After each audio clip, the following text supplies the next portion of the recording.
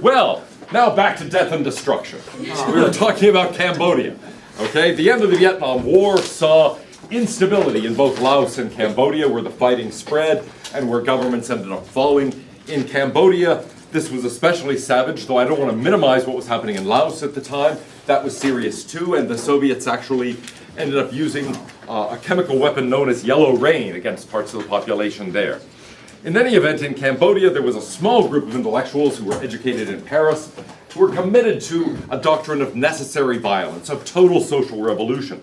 They decided to drive everyone out of the cities into the countryside. And so doctors, teachers, everyone was forced to leave the city, go out to the countryside and start farming. They didn't know what they were doing. Millions of people starved. In general, there was a sort of commitment to overturning society completely. And so there were mass murders. All books were burned. Sex was prohibited. You sort of wonder how they thought there were going to be future Cambodians. Couples were even prohibited from talking to each other. People were tortured. They were mutilated. There were executions. Children were taught to torture by practicing on animals. And there were teams of young children, basically, say, 8 or 9 to maybe 15 years old, who would roam around in these red scarves and would be the enforcement mechanism for this. They ended up killing as much as 40% of the population. There are prisons in Cambodia that are now museums that had special torture rooms where people were savagely killed. One of the tests, the idea here was to kill everyone who was educated. Did you have eyeglasses? You were killed. Okay? For children, small children even, the test was this. They would give small children a bowl of hot rice. And they would judge their social class by their reaction to the hot rice. If they were of the wrong social class, they would be killed. So here was the test. You're given this bowl of hot rice. What do? Children from the lower classes couldn't have afforded spoons, so they were used to blowing on the rice before touching it. Children of the upper classes would typically, upper classes, i.e. middle class or above, had a spoon, and they would put their spoon in and blow on it. If they weren't given a spoon, they would tend to put their hand in and realize, it's hot. Okay? So if the child put its hand in the hot rice and withdrew like, ouch, before blowing on it, the child was beaten to death with a shovel. In general, there weren't enough bullets to shoot people, so the average way of being killed in the Cambodian Revolution was to be beaten to death by a shovel. It was a particularly savage time. There is a movie called The Killing Fields about this that I highly recommend. And there are lots of records. Here are records of people who were murdered in the Cambodian Revolution. There's wall after wall of these in the various museums. Here you see someone walking by this mass of skulls and bones. A similar thing here. People are surveying the destruction. And now museums filled with skulls as a result of the revolution. Anyway, in 1976, there was a presidential election in the United States. Jimmy Carter won a close election over Gerald Ford, who sustained his record of never having won an election for president or vice president. Jimmy Carter set a new tone for the presidency, a particularly sort of scaled back tone. He was fond of wearing sweaters, as this indicates, rather than suits and ties.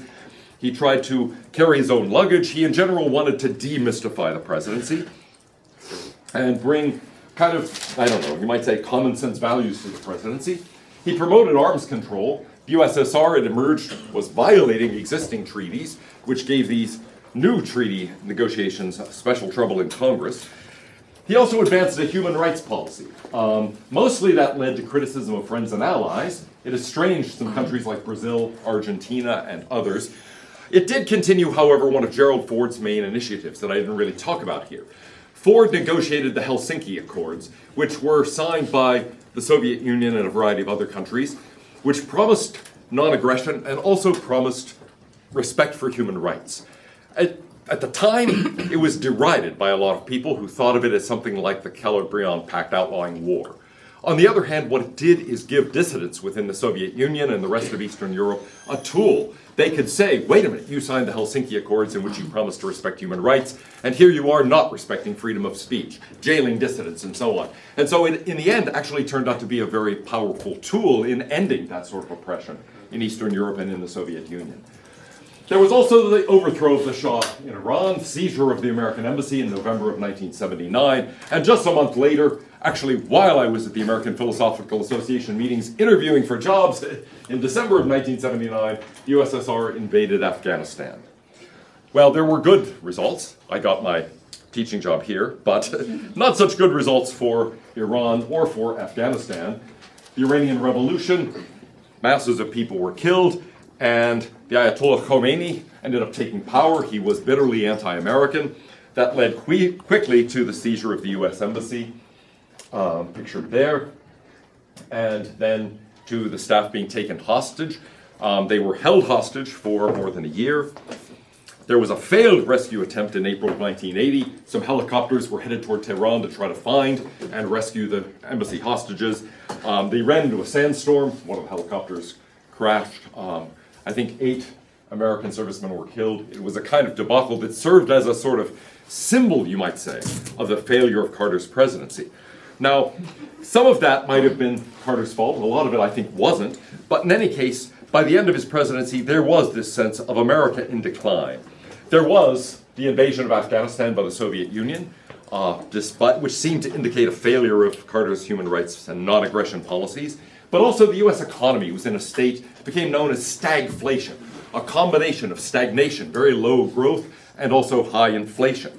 It really seemed to undercut Keynesian economic theory, so it was not only a bad time economically for people living through it, but theoretically people had trouble understanding what was happening. The idea in Keynesian economics was supposed to be that if you ran deficits and engaged in a lot of spending, and to some extent risked inflating the currency, you could stimulate the economy. And so there was something called the Phillips curve, a kind of trade-off between inflation and unemployment, for example.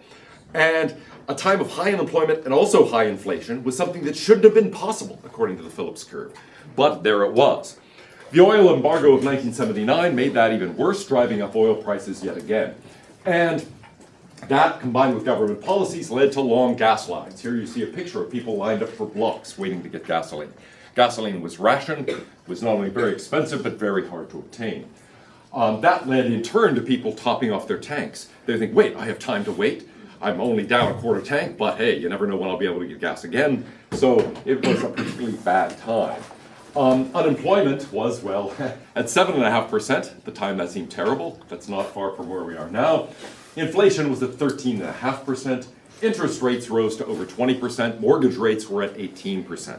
And so by the time the election rolled around in 1980, the crisis was severe indeed.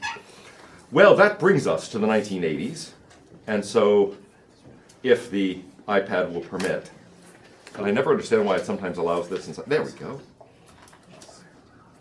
We can talk about the 1980s, when there was a kind of counter-revolution.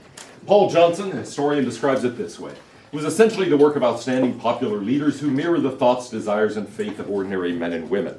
Jimmy Carter, I said, was in a sense trying to demystify the presidency, trying to bring a sort of common sense set of values to the presidency. And that's something that these leaders continued and really did more extensively. Tried, in effect, to say, look, the sort of nihilism, the skepticism, the doubts, the relativism of the 20th century were in some sense misguided. And so from our point of view in the course, really tried to reset things on a moral foundation, tried to bring normativity back in a kind of common sense way. Well, the first of those leaders I want to mention was Pope John Paul II, who took office in 1978, as I recall. His name was Karol Wojtyla. He was the first Polish pope, in fact, the first non-Italian pope since 1522. He was the youngest pope since 1846. And his reign was marked by, well, realism on the one hand, and I mean that in a philosophical sense as well as a political sense, conservatism, and a sort of return to the authority of traditional Catholicism, in fact, a restoration of traditional Catholicism after the transformation of the faith in the 1960s. Well, Paul Johnson describes it as the dog that didn't bark, the thing that didn't happen in the 20th century. Religion was supposed to die out. Remember Nietzsche talking about the death of God, saying that religion was becoming less and less of a cultural force. Well, in certain places in the world that really has turned out to be true, but in much of the world it has not been true. In fact, religious belief didn't disappear. More than 200 million people overall attended Pope John Paul II's services. The largest crowd ever recorded in history, in fact, was a mass that he held in his native Poland. 3.5 million people. That's even more than turnout for Longhorn football games. In fact, think about how you even communicate to 3.5 million people all at one time in one place. It's sort of astounding. In any event, he also helped to inspire the Polish Revolution. Here he is, embracing Lech Walesa, who was the leader of the revolution in Poland. And actually, I thought I had a bunch more slides on that. I cut them out. Well, that's too bad. But in any case, this started at the Lenin shipyards in Gdansk, a city in northern Poland. The shipyard workers went on strike. Walesa managed to sneak through the lines to become the leader of this group. And they started a labor movement in Poland called Solidarity. It was independent of the Communist Party and was illegal. But the question became, what is going to be done about it? Now, this sort of thing had happened a number of times in Eastern Europe. After the Second World War, 1956 in Hungary, 1968 in Czechoslovakia, and in both cases, the Soviet Union sent in tanks, okay, and reestablished the authority of the government, which was a puppet Soviet government. In this case, people expected that to happen. And then later in the 80s, when it happened again, basically, and the government was threatened with falling, people thought it was going to happen again. It did not. The Soviet Union did not intervene, and so there was actually, for the first time, a non-communist organization that was allowed to thrive, and it ended up bringing about the fall of the communist government in Poland. Well, the second of these leaders I want to talk about is Margaret Thatcher. Margaret Thatcher was trained as a research chemist, and as a young woman, worked for a company in chemistry. Their main achievement, her own research team's main achievement, was developing the emulsifier that makes soft-serve ice cream possible. I did not know that. We have Margaret Thatcher in part to thank for soft-serve ice cream. But in any event, that was her achievement as a chemist. Then she got involved in politics and ended up becoming Britain's first female prime minister, also the longest-serving prime minister for almost 200 years. She was known as the Iron Lady, a Soviet diplomat referred to her as the Iron Lady, and she loved that and embraced the term. She took office during what the British were calling, sort of jocularly, the winter of our discontent. Okay? She became prime minister in May, just at the end of that period, and became, well, the first prime minister to win 3 elections in a row since 1832. Now, how did she do it? Well, there were a number of very difficult decisions. By the end of the 70s, the British economy was in deep trouble. In fact, it was referred to as the British disease. This combination of not only high unemployment and high inflation, but also a kind of stagnation that led to general strikes throughout the economy. There were coal strikes. There were a number of other strikes that were really paralyzing the British economy. And she stood up against the labor unions and helped to defeat them. In fact, she won the election, in part with a wonderful slogan, Labour, that's the opposing party in Britain, Labour isn't working. And so ended up winning and curbed the legal power of unions, curbed their ability to strike, replaced striking workers with others, privatized a large number of industries that had been gradually taken over by labor governments and sold them off to become profitable companies, British Steel, British Airways, British Gas, Cable and Wireless, and so on. All of those became private enterprises. Now, partly this restored confidence in Britain, partly it brought a sort of clear moral sense back to public discourse. There was also a dramatic instance where Argentina seized the Falkland Islands that were traditionally British, and she sent the military all the way to the other side of, well, all the way from the extreme north of the northern hemisphere to the extreme south of the southern hemisphere to recapture them. There was a quick victory. It made her very popular with the British people. And she was also a reliable ally of the US in opposing the Soviet Union. One time, I actually went to a dinner for Margaret Thatcher. I used to describe it as I had dinner with Margaret Thatcher, and that suggests that we were sitting there across the table. It was me and 300 other people having dinner with Margaret Thatcher. But in any case, she was asked what her great achievement was, and she immediately answered, the defeat of socialism. And she saw that as one of the main things she did. But the other thing she talked about was her relationship with Ronald Reagan and how the United States and Great Britain worked together throughout the 1980s to bring about the end of the Cold War. So it was wonderful to hear her talk about this. She would say, well, yes, I called up Ronnie, and he said blah, blah, blah, blah, blah. So they were actually very close and on that kind of first name basis. In any case, she was also somebody who was deeply influenced by a current in political philosophy throughout the 20th century that I want to talk more about. We've alluded to a little bit. But it was a major intellectual influence on Thatcher, on Reagan, on a variety of other thinkers and politicians since. The main person I want to mention is Friedrich Hayek. We've been working with his definition of socialism throughout the term. We've referred to him in a few ways. But I want to come back to him because he wrote a book at the end of the Second World War called The Road to Serfdom.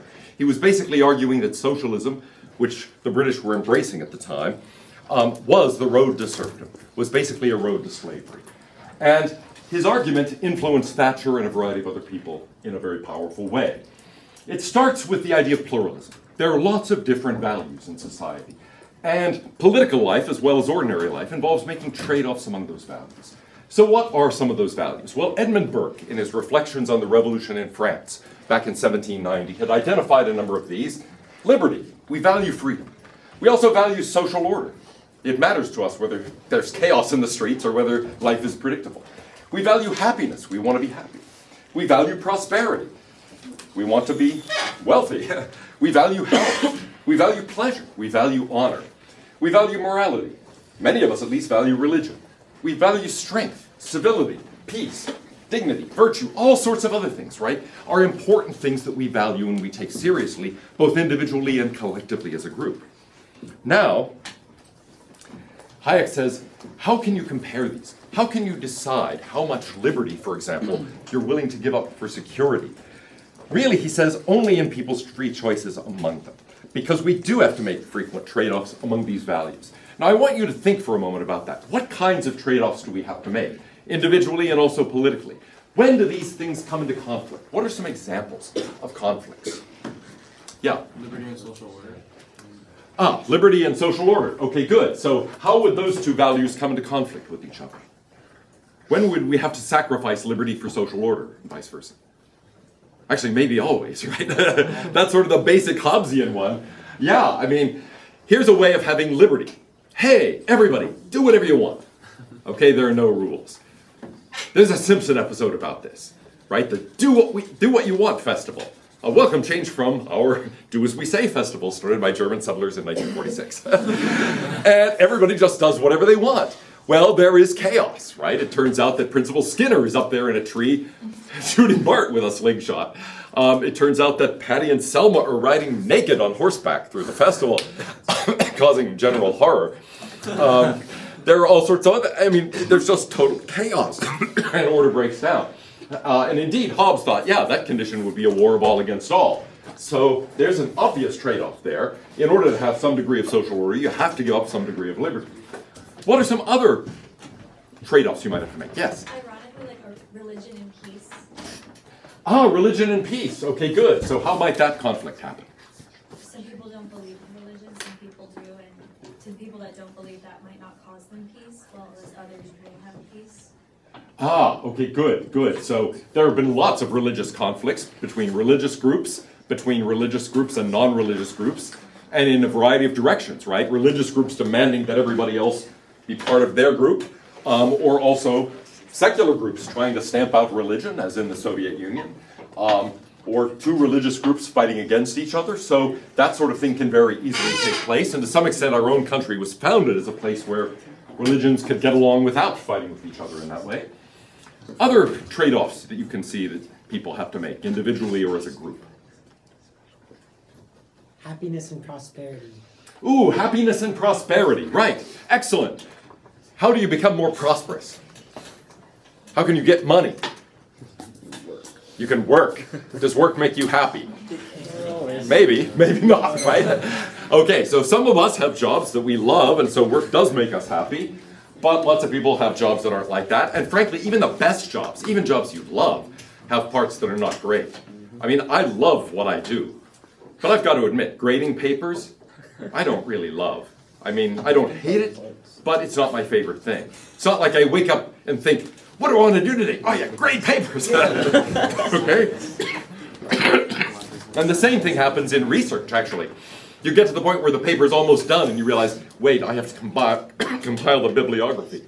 And actually, like, wait, that journal, that paper appeared in which journal and what page numbers was it? And tracking that crap down is a pain in the butt. Nobody enjoys doing that, okay? And so it doesn't matter how much you love your work and so on, there are going to be parts of that work that aren't that great. You might love your life, but still you have to do the dishes and take out the trash and stuff like that, right? And so, yeah, often happiness and prosperity come into some degree of conflict. So now, how do you actually decide what trade-offs ought to be made? How do you decide what degree of happiness you're willing to give up for what degree of prosperity, and so on? Well, Hayek says, look, there's no general philosophical answer to that. You can only tell by looking at people's free choices. So he says, some people are going to make those trade-offs very differently from other people. We could decide, as a philosophy class, we will discuss the value of happiness and the value of prosperity, how hard should you work for how much money. But in fact, do you think we could settle that? Some people care a lot about money, right? And so they're willing to work really hard for money. Other people don't care about it all that much. I have friends who are very driven, work very, very hard, and also have very high salaries, make lots of money. And when I see what they have to do it, I think, ooh, yeah, I don't want to do that. Okay, I too could work like 7 a.m. to midnight for 25 years to get a salary of $1 million or more. Maybe, right, if I was very lucky and did a lot of things right and really were talented and so on. But do I want to spend my life doing that? No, not really. And so, really, his point is, look, you can't come up with a general answer that works for everybody. It's up to people's values, up to the kinds of choices they make. And so he says, really, government shouldn't try to settle these questions. As much, some of them it might have to, for example, about social order. But most of them, you should try to allow people's free choices to affect. He advances a second major argument, which really comes from John Stuart Mill. It's an argument about distributed knowledge. John Stuart Mill said, government, when it interferes with people's freedom, tends to interfere wrongly and in the wrong place. Why? The main reason is it can't know enough. It can't possibly know enough about you to make good decisions for you. You know more about yourself than anybody else does. Nobody else can really know enough to value different goods appropriately and decide better than you can yourself. So, who among you would be willing to turn over decisions about your life to, I don't know, Governor Perry? Say, Governor, you decide what I'm going to take and what I'm going to major in, and so on. Right? Now, some of you might think, oh, it's because of Governor Perry. Actually, I know him. I like him. But for me, it's like, yeah, even somebody I like Governor Perry. I don't want making these decisions for me. Nobody knows enough about me, right? But it's worse. Nobody cares enough about me. You care about yourself more than anybody else does. And so, no matter how idealistic a government official might seem to be, that person isn't going to really be able to act in your self-interest. They won't know enough about you, and they won't care enough about you. In the end, they care more about themselves and know more about themselves than they do about you. Hayek takes this and makes it into a general argument. He says, look, market forces basically are ways of accumulating lots of people's information and lots of people's preferences. And so we find out not how much liberty is worth, how much security, or those kinds of trade-offs in that way, absolutely. But we are able to see how many people are willing to trade this off for that, and so on. Now, no one person or no agency can actually replicate that. They can't possibly know enough to know what trade-offs all those individuals would make. And you can think about this if you try to imagine yourself being one of these socialist planners in, let's say, the Soviet Union or Eastern Europe, who suddenly has to decide on the price of toilet paper. How much is a roll of toilet paper really worth? Well, I don't know. In a market economy, it depends how much people willing to pay for it, and there will be lots of different kinds. In a socialist economy, there tends to be one kind made by the government factory. And then somebody has to set a price for this. Well, how do you decide what the right price is for toilet paper? Hayek's point is, there's no way you could know enough to know about that. I mean, how much are you willing to pay for toilet paper? How much are you willing to pay? So it's like, you know, it's all, different people might have different, anyway, it's disgusting to think about. I don't want to contemplate. That was an unfortunate example. I thought of it just because in Venezuela currently they're running out of toilet paper. And yeah, you can't get toilet paper in Venezuela. It's very bad. But that's what happens if you basically you set a high price, lots of people are willing to produce toilet paper and people can't afford it, they complain, and you got lots of surplus toilet paper. So there's a lot of political pressure to lower the price. But then people can't make it for that price, so they don't sell it, so there's no toilet paper. And that's exactly what's happened in Venezuela. Okay, well, the point is this, in a way. Market transactions normally make people better off. If I buy something from you, I think I'm better off with the thing I'm buying than with the money, and you think you're better off with the money than the thing that you're selling me, so we're both better off. Now, do markets sometimes fail? Yes, they do. But his point is, government can be expected to fail at least that often. Okay, why? It has less information, it has less of the relevant concern, and it has all sorts of other incentives that the private parties who are looking out for their own self-interest don't have. So actually, government failure is even more likely. That there's a better solution to a problem doesn't mean anybody actually knows how to find it, and that a government agency can find it. So, yeah. Well, then this got extended, basically in the late 60s and early 70s, to a variety of sophisticated economic theories. One of them that generated a bunch of Nobel Prizes for James Buchanan, pictured there, and a number of other people, was called public choice theory. Basically, the argument of the public choice theorists was that government officials have incentives to look out for their own interests, not for yours, and so you can predict government behavior by thinking about that. So, here's just a simple example. Government at all levels in the US currently spends about $1 trillion on anti-poverty programs. Well, that's about 21,000 for every poor person, or 84,000 for a family of 4. If you just gave everybody that money, nobody would be poor. So what happens to that money? Well, if you're in a welfare agency, here's one thing you could do, right? You could just say, I quit, and I just give all this money to the poor. But in fact, people don't do that.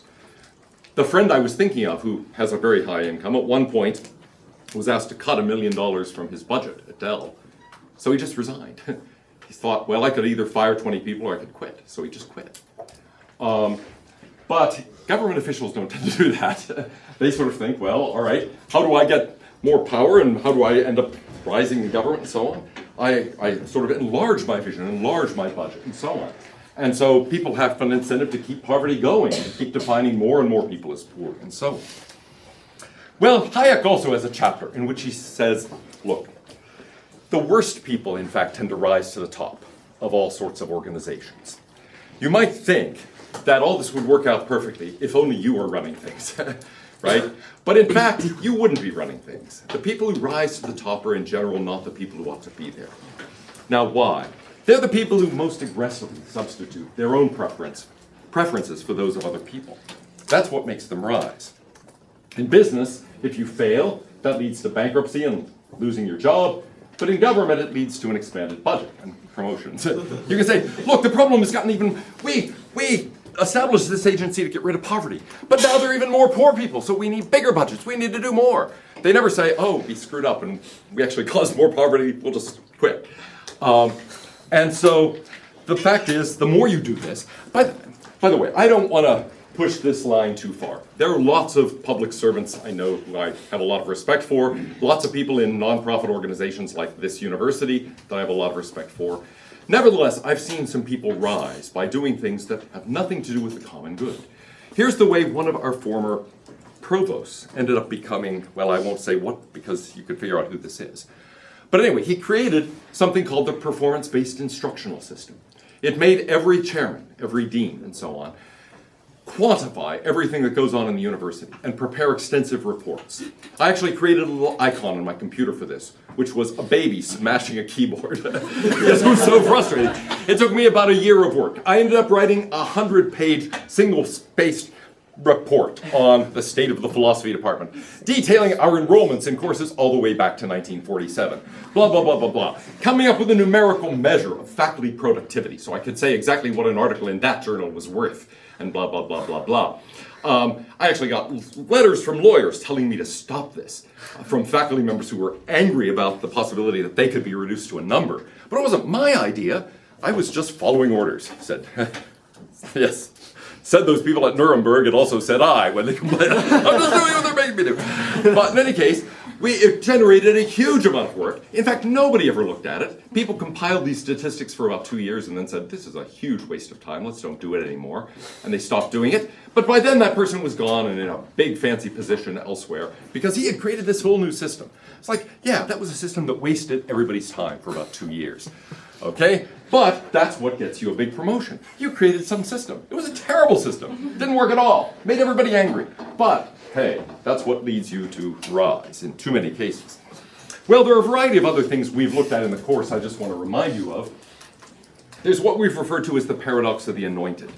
Those who see their task as substituting their own preferences for those of the people they're leading, yes, have less concern and less information, as Mill and Hayek point out.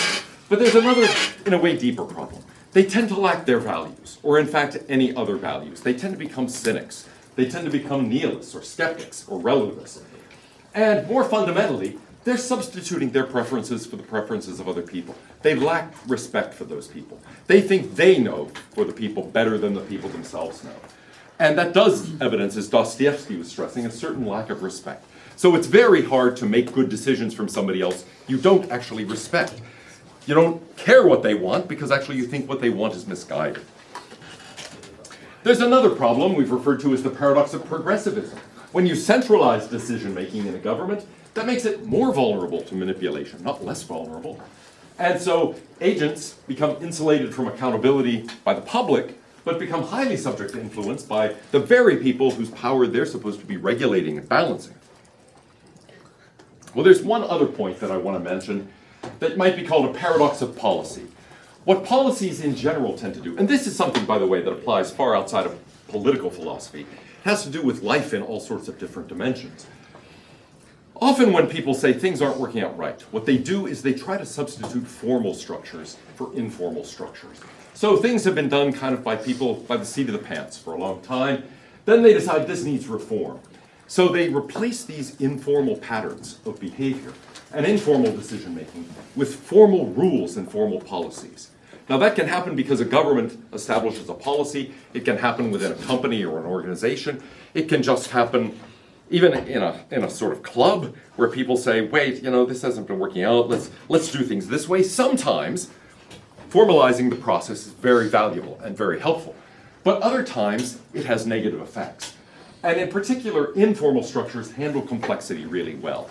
For example, let's say there's a question about what courses should be allowed to substitute for which other courses for a given major. Okay, you might just say, we're going to leave this up to a faculty committee and the advisors, and they'll look at it case by case. That's kind of an informal structure. We'll just do what seems best to us at the time.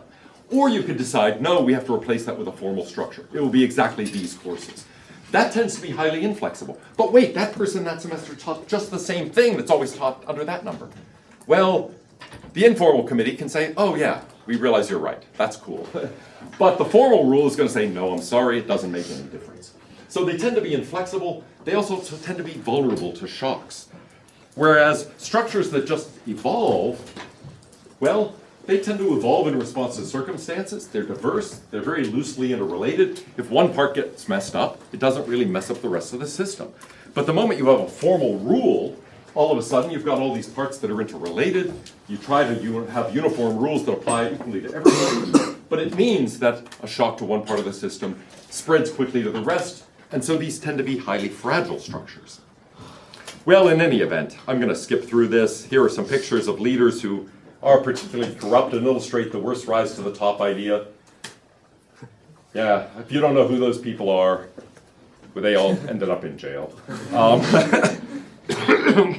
And of course, in the United States, we've been lucky. We just have our bad leaders end up in jail. These leaders sent lots of other people to jail, and worse. In any case, there were some other formative influences. One of them was Alexander Solzhenitsyn, who in a series of books, A Day in the Life of Ivan Denisovich, for example, or The Gulag Archipelago, or a variety of others, detailed what was going on inside the Soviet Union. Not only the prison camps, which were not widely known outside the Soviet Union before, but also what it was actually like to live inside the Soviet Union. And then there was a group of new philosophers centered in France who broke with postmodernism and argued that the combinations of Marx and Nietzsche that we've been seeing throughout the 20th century were not accidental. that the will to power was really at the core of Marxism. So the famous quote, I believe from Bernard-Henri Lévy, was, "Marxism leads to the Gulag just as inevitably as Nazism leads to Auschwitz." Basically, the argument was, the whole idea behind Marxism is this two-level theory. There are those who understand the underlying class struggle and those who don't. Decision-making should be taken away from those who don't, given to those who do. So that seizure of power was really essential to Marxism. It wasn't just an accident. Well, in any event, the last leader I want to mention here is Ronald Reagan, who became president in 1981, having won the election in 1980 by a fairly substantial margin, defeating Jimmy Carter, and then won re-election 4 years later by an even more dramatic margin. Walter Mondale won only his native Minnesota and the District of Columbia. In any case, Reagan had a kind of very simple moral categorization of the world. Here's my strategy on the Cold War, he announced. We win, they lose. Of the 4 wars in my lifetime, none came about because the US was too strong. So he began a military buildup and had a kind of moral clarity that some people found refreshing and others found disturbing. Here was an influential speech of his in the House of Commons in 1982. What I'm describing now is a plan and a hope for the long term, the march of freedom and democracy, which will leave Marxism, Leninism on the ash heap of history, as it's left other tyrannies, which stifle the freedom and muzzle the self-expression of the people. That was something that no previous Western leader had really quite said. They had said, as for example with George Kennan and Harry Truman, we want to contain the expansion of communism. But it was really an attempt to sort of coexist with communism. Richard Nixon had pursued a policy of détente, of accommodation with communism. Reagan would have none of that. He saw Marxism as destined to go onto the ash heap of history, and so winning the Cold War, not just maintaining the status quo, was very clearly his goal. He gave a speech known as the Evil Empire speech in 1983 that had a famous passage that went like this. It was C.S. Lewis who, in his unforgettable Screwtape Letters, wrote, "The greatest evil is not done now in those sordid dens of crime that Dickens loved to paint. It's not even done in concentration camps and labor camps. In those we see its final result. But it's conceived and ordered, moved, seconded, carried, and minuted in clean, carpeted, warmed, and well-lighted offices by quiet men with white collars and cut fingernails and smooth-shaven cheeks who do not need to raise their voices.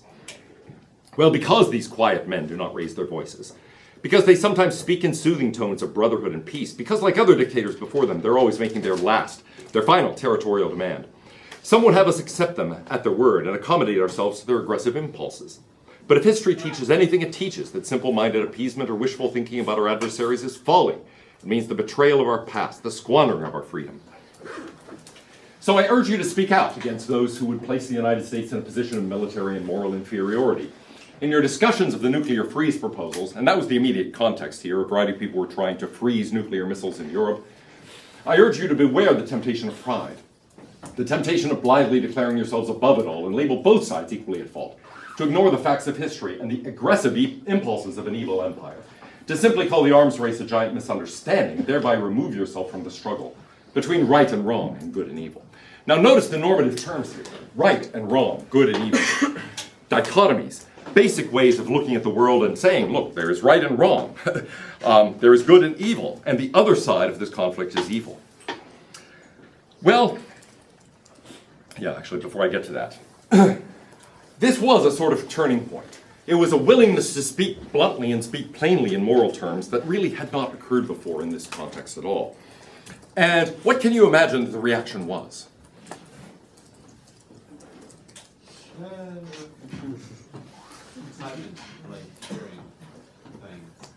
Well, it could be excitement. I mean, certainly some people found this inspiring. What do you think the average response was of, I don't know, the newspapers or the press in general, or of, for that matter, professors and people like that? Well, it was mockery, okay? I had a bunch of people over to my house for dinner the next day after this speech. And the conversation around the table was basically disdainful of this. I mean, evil, right and wrong. How unsophisticated. Hadn't Nietzsche taught us, right? That we are beyond good and evil. That these are ridiculous categories. That relativism is the right way to think of things and so on. So people made fun of Reagan for this. And throughout this dinner conversation, that was sort of what was happening. And there was a woman down at the end of the table who sat very quietly throughout this. And finally, at the end of this discussion, as things were petering out, she just said very quietly, "But it is an evil empire." And then she told her story. She was the daughter of Mikhailo Drey-Komara, the Ukrainian poet who was seized and sent to the Gulag for writing White Swans. And she talked about that. She said, "Look, I was 7 years old, and the secret police burst into our apartment at 1 a.m, spent 2 hours searching it, found nothing incriminating, nevertheless took my father away, and I was never able to see him again. All the money our family had was spent trying to hire lawyers, trying to find out what was happening to him. In the end, he was sent to Kolyma. He died in the remote regions of Siberia. His heels had split apart completely from the cold. People had no shoes. They were going out in something like 60 degree below zero temperatures and mining and doing other things with no shoes. They would wrap their feet in old newspapers. They would get frostbite. Their feet would simply split into... Anyway, it's horrible. We do have his letters. The letters have been published. But she described all of this, and she just said, "Look, it is an evil empire. This is what it's like to live in it." A Soviet general described that speech as a turning point because he said the leadership knew it was true. He said, "After that, I couldn't look at myself in the morning when I was shaving." And in fact, Gorbachev, who became general secretary, in a sense knew it was true. Shortly after this, he met with Reagan at Reykjavik, and after a private discussion with all of their aides dismissed and so on, Reagan came out and said, "I can trust him." And it never explained why. But I think really, in the end, part of the story is that Gorbachev knew this was true too. He knew the system had to be reformed. For one thing, he knew that the economy was weak. The CIA was convinced that the US economy and the Russian economy were about the same size. It was not true. And people within the Soviet Union knew that. They knew they couldn't match the US military buildup. The war in Afghanistan had bled the Soviet Union militarily and economically. But moreover, I think Gorbachev knew there was something rotten in the system. And so he started a sort of reform movement in the Soviet Union called perestroika and glasnost, an openness, releasing dissidents, allowing for freedom of speech, and so forth.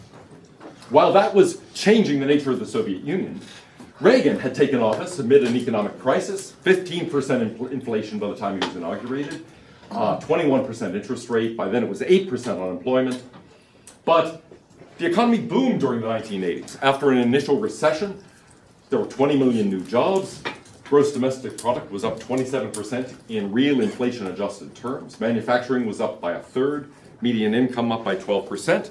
It was a wonderful time to be young. Actually, there was, you maybe have heard this song. It's by a band called Timbuk 3. Do you know what song I mean? No. Oh gosh, I should have thought ahead and brought the MP3 and played it for you. But anyway, it was actually a band formed by UT students here in Austin in like 1984, and they had a big hit with this song that had a verse that went like this. "I study nuclear science. I love my classes. I've got a crazy teacher who wears dark glasses. Things are growing great. They're only getting better."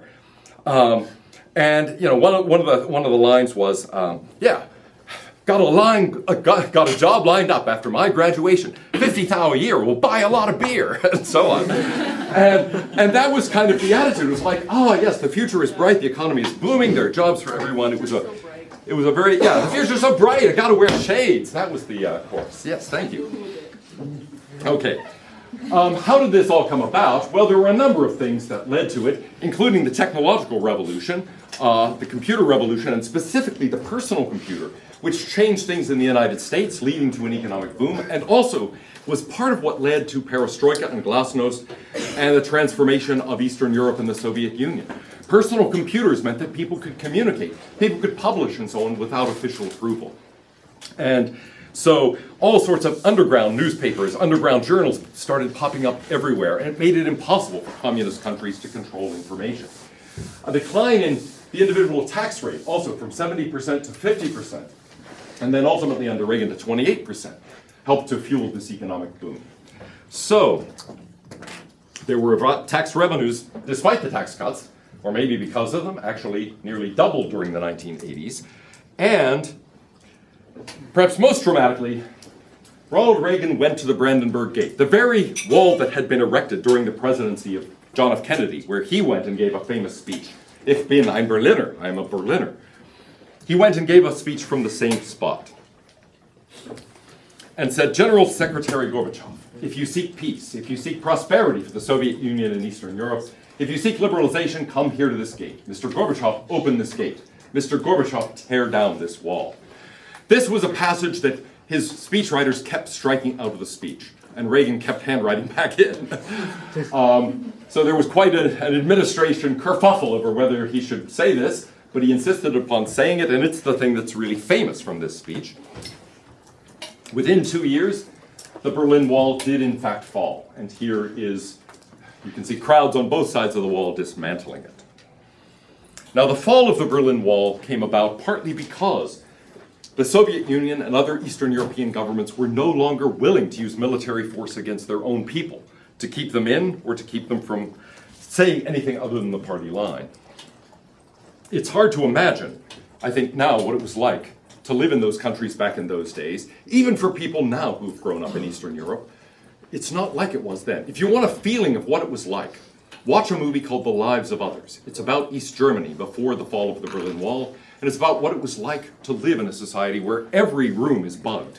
Everybody's listening to any conversation that's taking place indoors. People, if they wanted to have a conversation about politics, would have to either go outside or go into a room and turn up the music loudly and stand closely together so that the censors could not hear what was going on. Every apartment building had people in the attic who were listening into conversations below. If you said the wrong thing, you could lose your job, you could end up in jail. In any case, yes, the Berlin Wall and its collapse changed all of that. It really collapsed the Iron Curtain very quickly. As soon as the wall fell, people could go from Eastern Germany to West Germany, and as soon as that happened, people were traveling from Hungary, from a variety of from Poland, from various other countries in Eastern Europe to East Germany and then across. So all of those governments realized they could no longer restrict the freedom of movement of their own people. And 2 years after that, Secretary Gorbachev himself resigned and the Soviet Union collapsed. Now, I'll just end with some images of East Germany before the collapse of the wall and the same spot now. East Germany, then, now. Then, now. Then, now.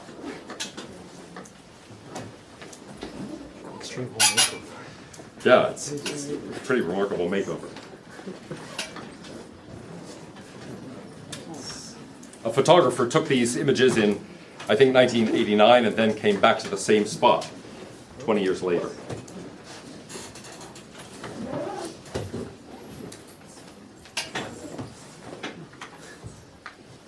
Well, and finally, the East German car, the Trabant. It's very cute. It was made of fiberglass, wood, and cotton. It was not very durable. That's another German car, the Porsche Panamera. But anyway, yeah, I'll skip that and just tell you a few jokes. To end, this is a wonderful one. Customer orders a Trabant car. Salesman tells him to come back in 9 years, it'll be ready. He says, well, should I come back in the morning or the afternoon? Salesman said, you're joking, are you? He said, no, I have a plumber scheduled for that afternoon. Or, how do you double the value of your trolley? Fill it with gas. How do you measure the acceleration of a trolley? With a diary. Why do some have heated rear windows? To keep your hands warm while you're pushing. What's the difference between a Jehovah's Witness and a Trabant? You can shut the door on the Jehovah's Witness. And when does the trolley reach its top speed? When it's being towed. Okay, well,